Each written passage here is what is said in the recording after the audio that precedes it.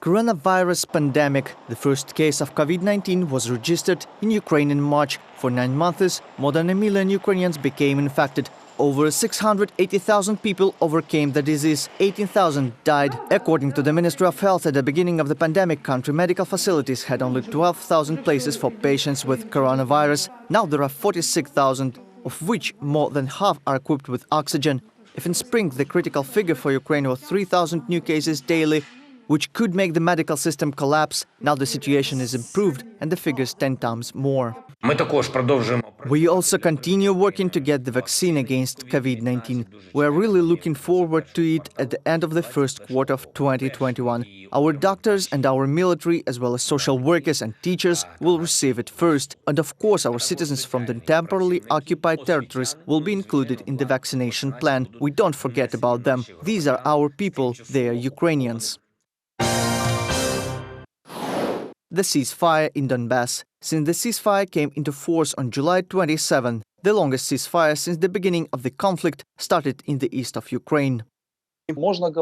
We can say that we managed to stop the very hot phase of provocations. This is undoubtedly an achievement of the outgoing year. We have built several checkpoints. They are made according to the latest architecture and technology.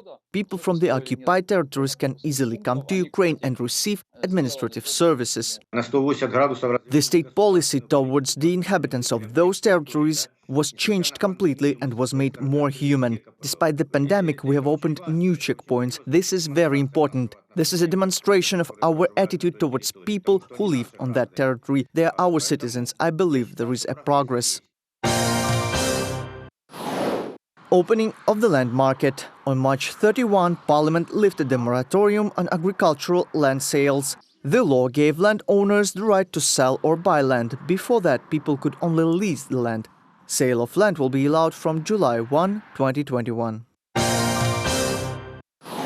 Legalization of gambling activities. On July 14, the Verkhovna Rada of Ukraine approved a bill on regulation of gambling. The document authorizes the operation of casinos, slot machine halls, bookmakers' offices. It is also allowed to conduct gambling businesses on the internet.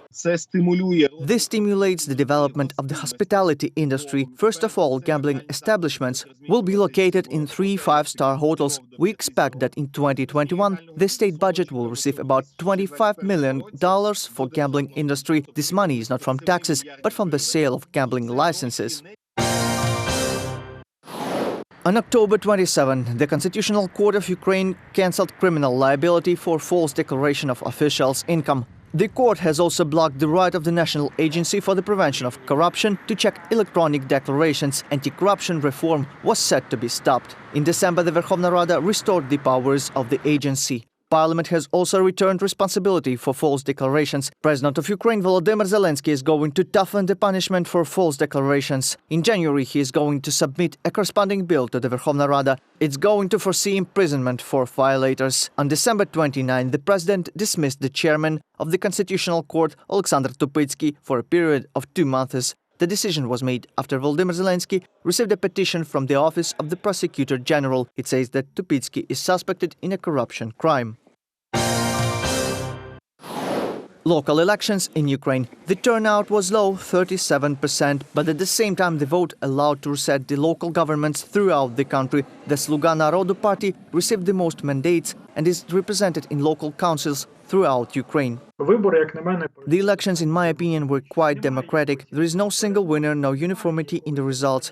Decentralization has played a role. It helped local elites to concentrate quite serious resources and gain support. These elections have enforced decentralization in Ukraine. Elections were not carried out only in the uncontrolled territory of Donbas and in the occupied Crimea. According to the President of Ukraine, elections will be held only after withdrawal of the Russian forces and all illegal armed groups.